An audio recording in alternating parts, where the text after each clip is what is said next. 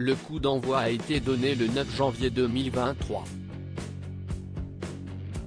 TF1 a dévoilé les premiers épisodes de sa nouvelle série Lycée Toulouse-Lautrec.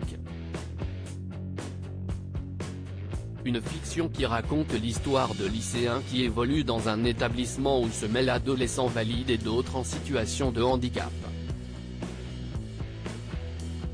Participent à cette belle aventure les acteurs Valérie Carcenti, Ness Merad ou Stéphane de Groot.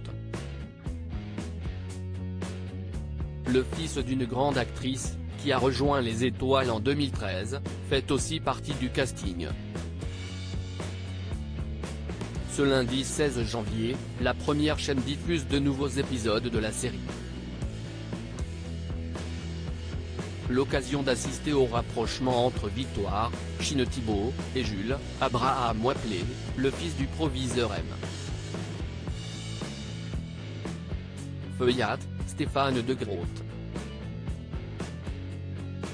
On peut dire que le jeune acteur de 24 ans a la comédie dans le sang puisque sa regrettée maman était une actrice connue de tous. On a pu l'apprécier dans Le Prénom, Marseille, Les Tuches entre autres et sa disparition a été un choc pour ses proches et le public. Elle a perdu la vie le 2 septembre 2013, à l'âge de 47 ans, des suites de son cancer du sein contre lequel elle s'est battue durant 3 ans. Sa disparition a été une telle déflagration pour tout le monde. Elle s'est tellement battue. Elle nous avait annoncé sa maladie pendant les représentations du Prénom. Nous avons traversé cette magnifique aventure, la pièce et le film, avec ce nuage noir.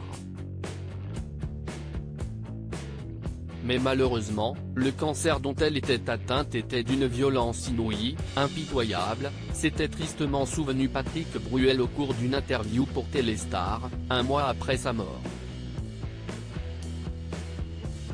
Son interprétation dans Le Prénom, lui permet le 22 février 2013 d'obtenir le César de la meilleure actrice dans un second rôle.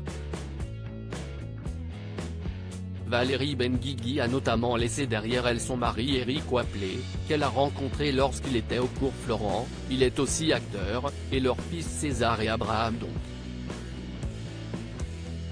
Ce dernier n'est pas à son premier coup d'essai en matière de comédie.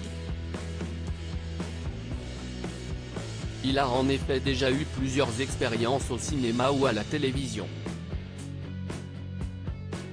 Le public a pu le voir dans Radio Star, 2012, OSS 117, Alerte rouge en Afrique noire, 2021, Les Invisibles, 2021, et aujourd'hui, dans Lycée Toulouse-Lautrec.